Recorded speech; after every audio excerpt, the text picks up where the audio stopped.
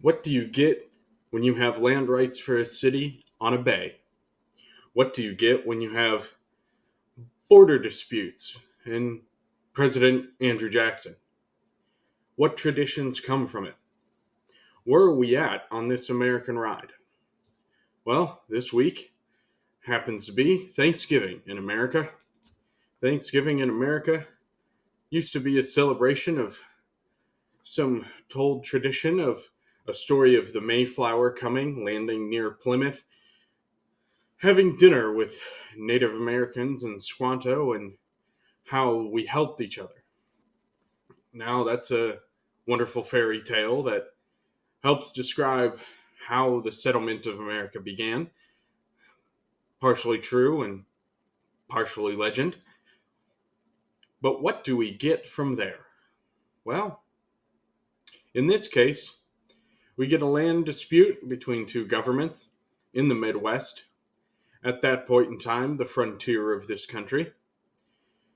And then, 60 years later, we take one of America's greatest sports, two of America's most hated schools, and we get a tradition that tomorrow morning will happen for the 120th time.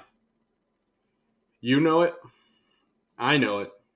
I grew up in the state where Buckeyes roam and Brutus is well known and well loved. And I was raised in the western part. Due to Woody Hayes, I can no longer say. We will simply refer to that as the state up north. And we will go on the American ride of the most hated college football rivalry in this nation. Tomorrow at noon, it happens again. It's time for the game in these states of Ohio, and you get one this time, Michigan. Let's go on this football journey of the American ride.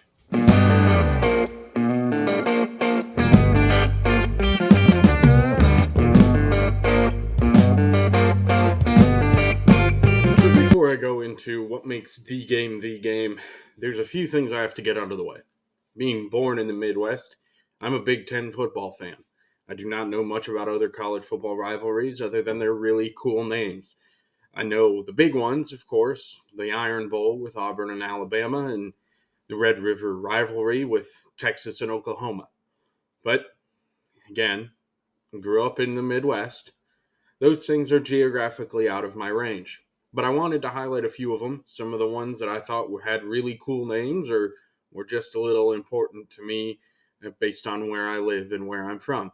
So if you'll indulge me for just a moment, we'll leave Ohio State and the school up north off to the side for just a minute. So maybe you're here from that 100 miles of US 231 between Mid-Tennessee State and the Western Kentucky Hilltoppers. Beautiful campus, mid-football teams. Or maybe you're here from those border wars of Colorado State and Wyoming, or the now defunct, sadly, Big 12 battle of the Kansas Jayhawks and the Missouri Tigers. Or maybe, like me, you live in Louisville and you like bourbon, and so the keg of nails between the University of Louisville and the University of Cincinnati Bearcats is more your speed.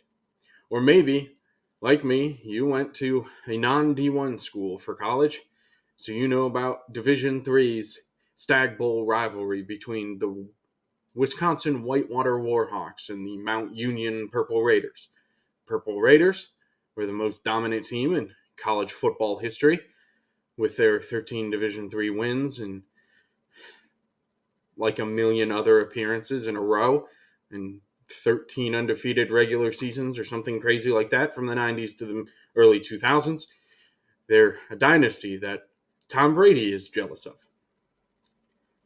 Then you have the South's oldest rivalry between the first college in North America that wasn't a university, that would be the University now of North Carolina, and Thomas Jefferson's founding of the Virginia Cavaliers. Or maybe you're out west. You like that Western settlement and Western history, and you know about Brigham Young and his decision of whether to make an LDS school or a secular Salt Lake City school. The holy war between BYU and the Utah Utes. Or maybe, like me, one of your parents grew up Catholic, loved Notre Dame, and hates USC due to the Battle of the Golden Shillelagh. That game also takes place tomorrow. Or we have one. The reason why I'm filming this at nearly 8 o'clock in the evening, you have the University of Minnesota and the Wisconsin Badgers in the battle for Paul Bunyan's axe. Wisconsin, you disappoint me with your play and your lack of running the football. But speaking of Wisconsin, somehow you tie in with this story that we're telling today of the game, but you don't tie in necessarily with the football side, more so on the historical side. We turn our focus to that groundwork of the game between Ohio State and the Wolverines. Why is Wisconsin involved, you ask? Well, because Michigan and Ohio went to war over Toledo in 1835. Something politics, something economics, something to do with Lake Erie, and everybody's ready to fight. Till that populist president from the state of Tennessee shows up and tells people what he wants to happen. And so we do it. Thanks, Andrew Jackson. Somehow, he gets involved, along with Congress. Ohio gets Toledo. Michigan gets the Upper Peninsula. And Wisconsin no longer has to face the wrath of a populist president in the 1830s. So, in essence, Ohio State and that state up north go to war, and Wisconsin loses. Sounds like the Big Ten championship for a very, very long time. So 61 years after that border dispute, one Ohio, its least exciting city, Ohio State and the Wolverines played their first game on October 16th, 1897. I'll let that sink in for a moment. 2 years before you were galloping around on your horse evading the Pinkertons with Arthur Morgan, Ohio State and that school up north were playing college football. As I've said previously, this is the 120th meeting this year. That school up north admittedly has a head start, mostly because Ohio State didn't have an athletics program until the mid-1900s, but we'll get there. The first 50 games were an outright bashing by the Wolverines. They won 32 of the first 50, with 14 losses and 4 ties. But seeing as those games were played before the color television was invented, I'm giving Ohio State the credit for turning it around when it really matters. Oh, and by the way, Michigan, a lot of your Big Ten championships that you claim are from that time period. So when you see college football on ESPN flash up that graphic that you have 45 to Ohio State's 39, just know that women didn't have the right to vote yet. That's how long ago your success was. So in those next 68 games from 1954 until last year, Ohio State leads those 37 to 29 to 2. In the year of our Lord 2000, at the turn of the century, Ohio State versus that school up north was named the North American's greatest rivalry in multiple magazines, including Time and ESPN and Sports Illustrated. Why is that? Why is this rivalry between a Wolverine, which don't exist in the state? They have badgers. Wolverine is a term from the Civil War describing how those troops fought under the Union flag. I guess it's appropriate. Those guys we like. Okay? History lesson aside, why? Why is it that the Wolverines and the impenetrable Nuts hate each other so?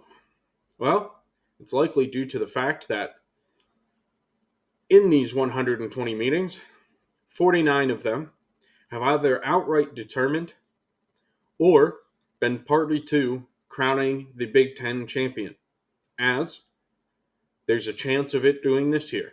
Now I know there's a Big Ten championship game that was invented in the early 2010s that now determines the Big Ten championship winner, but for argument's sake, tomorrow would be the 50th chance.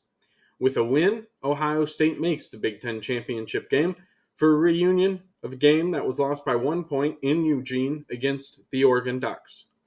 Now, hoping that Indianapolis, being less than 3 hours away from Columbus, leads to a very heavy Buckeye crowd there in Indianapolis next Saturday, December 7th.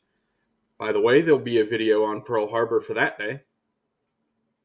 Shameless plug aside, this game, for 50 times, will have a hand in crowning the Big Ten Conference champion. 22 of these games between Ohio State and that school up north have led directly to conference championships being crowned. 14 of them are claimed by Ohio State, and 8 of them by the Wolverines. Now, to give credit where credit's due, the Wolverines haven't lost 14 times. They just failed to win 14 times.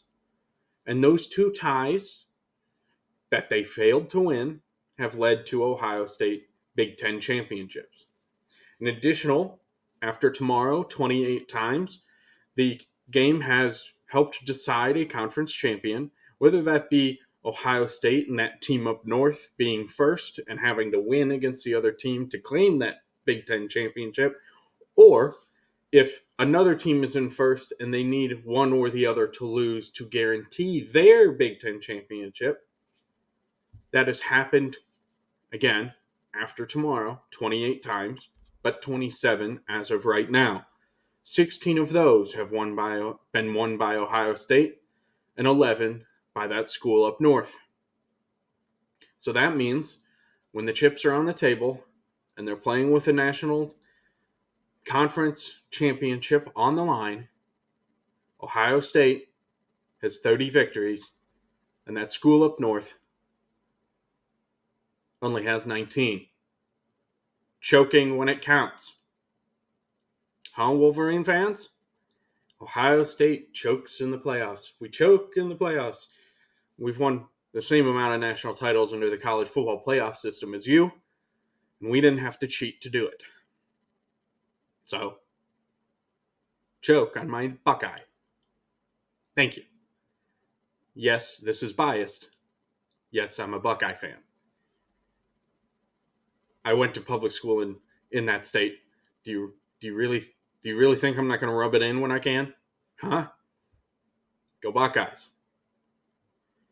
But why else? It can't just be conference championship numbers, can it? No. See, these terms that I'm using, that state up north and that team up north, those were invented by famed Ohio State football coach Woody Hayes to describe that school in what was to be known forevermore as the 10-Year War. Now, the 10-Year War was between Woody Hayes and one of his former assistants, Michigan head coach and beloved. I did it. There's my one. I am sorry, Woody. I used that unknown 26th letter of the alphabet that should not exist this week. I apologize. But to bring the point home, Bo Schembechler, former assistant of Woody Hayes, becomes the team up north's coach and goes on to have to that point, fairly successful run as coach during the game. He ends the Woody era in the 10-Year War having won 5, lost 4, and tied in another. Now, that's not exactly demolishing the Buckeyes, but credit where credit's due. Woody Hayes gets fired for punching a student athlete on the sideline of a bowl game and is no longer the Ohio State head coach, so he hands off the reins to Earl Bruce, who takes Bo Schembechler's record, makes it an even 500 for a 19-year career in the game, and Bo Schembechler walks away 9-1 overall. You love the man, but even Lloyd Carr had a better record in the game. I'll let that sit where it sits. But then for Ohio State come the dark days. What are the dark days? Well, in Buckeye Land, we call them the Cooper days. The Cooper days.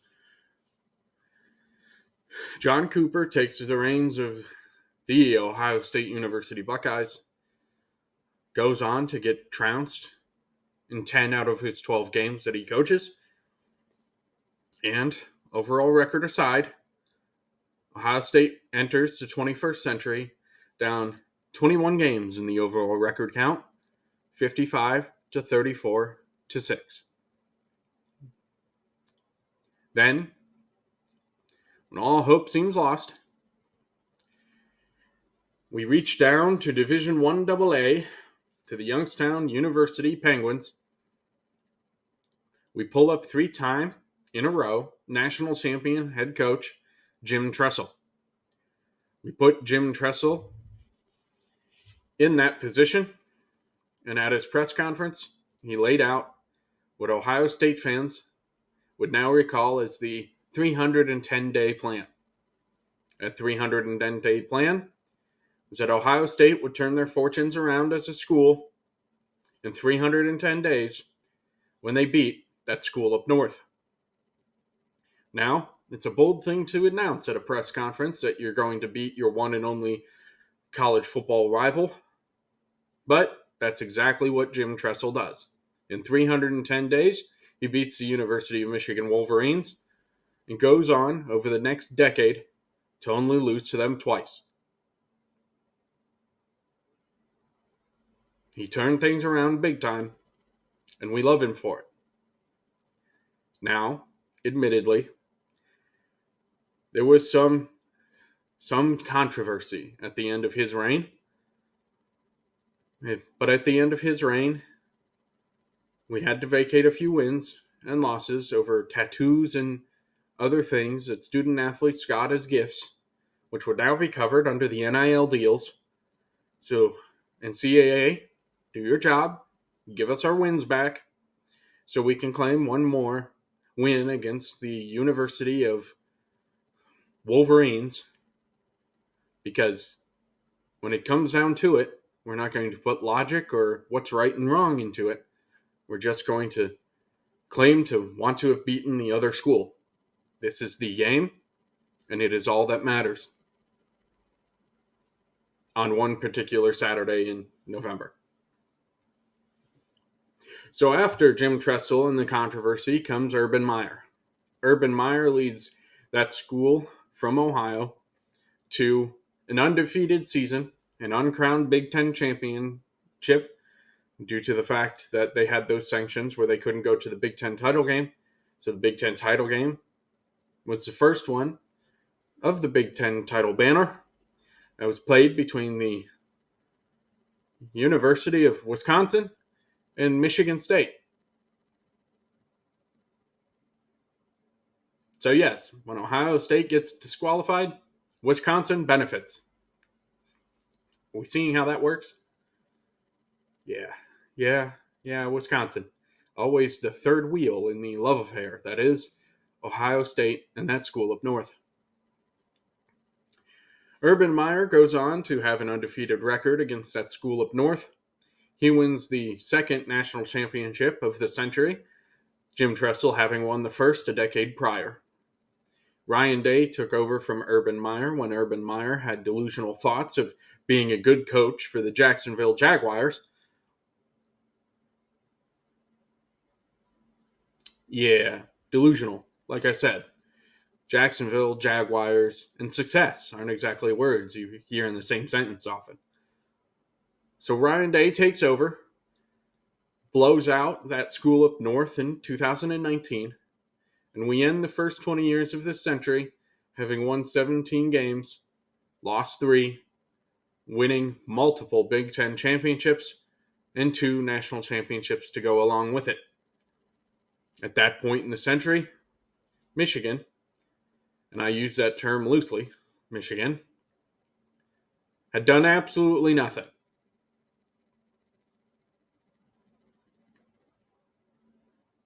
Okay, maybe they won a Big Ten title here or there, but I'm not looking for statistics on that.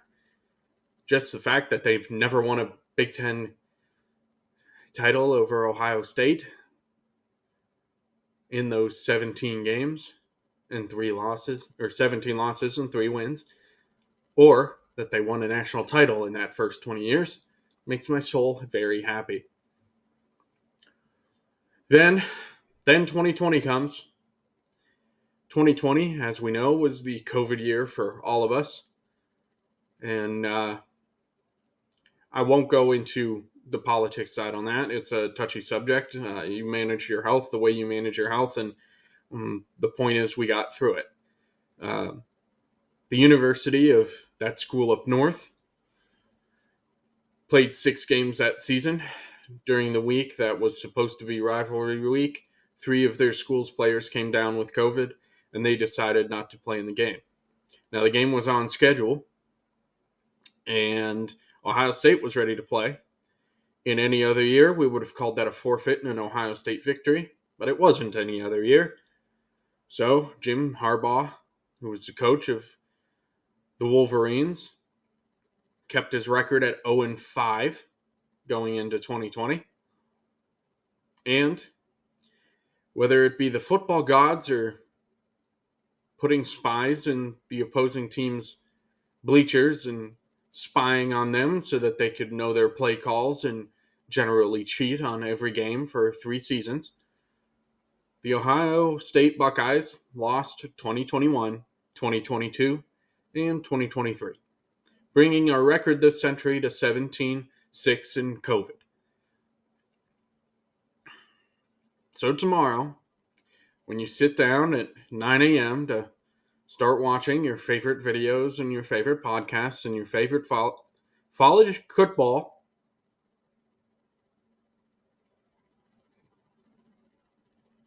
we're leaving that in. Mistakes will happen. The shinies come. College football coverage. Just remember